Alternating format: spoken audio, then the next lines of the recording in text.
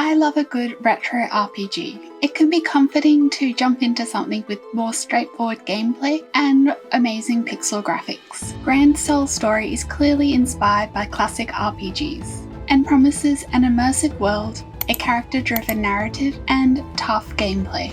So, is this title worth playing? Find out in my review.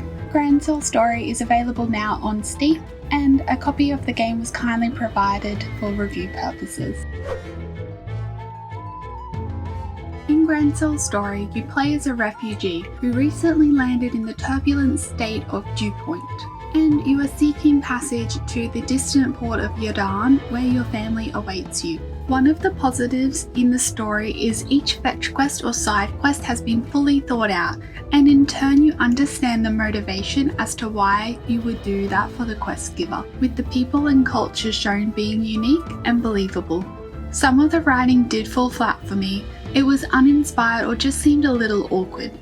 Perhaps a downfall of being developed by a single person, it can be hard to step back and see if it is cohesive or not when you are entrenched in the creation. With some positives and some negatives, it overall created a story that was fine to play through. Grand Soul Story follows a classic JRPG formula with turn-based combat. The combat is standard, you have a basic attack and skills you can use. There is also a boost meter and you can use items as well. Each character has unique skills and all enemies have unique weaknesses. These are discovered by trial and error. One thing lacking is the fact that you have no runaway or escape feature.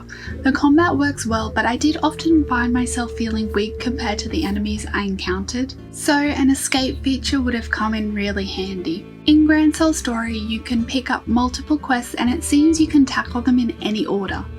Whilst the game at the beginning did hint at where to go next, I often found I was not strong enough against enemies. Despite this, there were always a save point before big fights, so you didn't lose too much progress. With that said, I ended up confused at times on how to progress forward. For example, I found a certain character when I only had 2 party members, and a pop-up stated that if I already had 4 members, I would need to use the formation feature, indicating I was there too early, and sure enough, the party died rather quickly. So, more often than I would have liked, I was aimlessly trying to complete different quests until I could finally tick one off.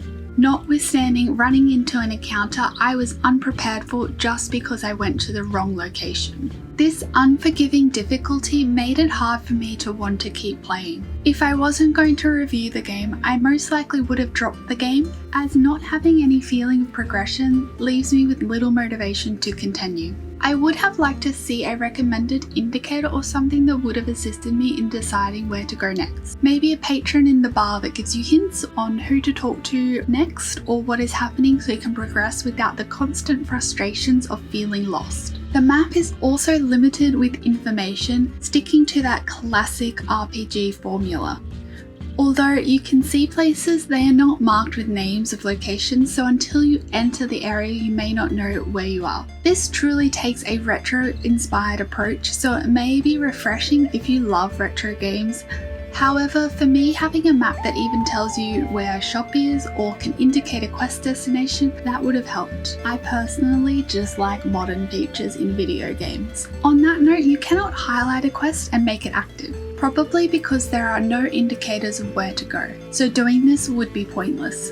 I felt I just stumbled through the game, and if I happened to come across something, that was great, rather than focusing on completing a certain quest. Now, I do have a tip for gameplay, and that is auto run can be turned on from the setting menu. I would recommend doing so as you will be walking back and forth a little bit to complete quests. Your character can also jump, which opens up potential pathways forward.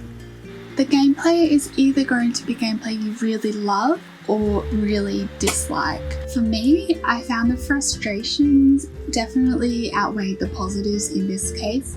However, if you do like that really classic retro RPG difficult game, then I would recommend giving this one a go.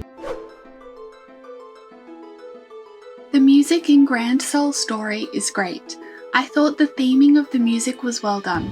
There are some great tracks such as the battle theme, but there are also some areas without music and only ambient sounds to convey the tone. This was a little jarring, and the sounds didn't always, at least for me, convey the feeling of being in the location, breaking the immersion of the game at times. I personally really disliked the background for the battles. It is a bland space and honestly breaks the immersion of the game. The characters look like they have been transported to another dimension just for the combat. Now, I will give credit where it's due, the rest of the game looks great, if a little unrefined. A classic retro aesthetic that brings a sense of nostalgia, but the combat sections unfortunately just bring the visuals down. Grand Self Story will scratch that itch for a great retro RPG. And the fact that it was made by a single developer makes it all the more impressive. Whilst it has its flaws as mentioned earlier, it still shapes up to be an immersive adventure to embark on. If you liked this review, make sure to give it a like, and thank you so much for watching. Bye bye!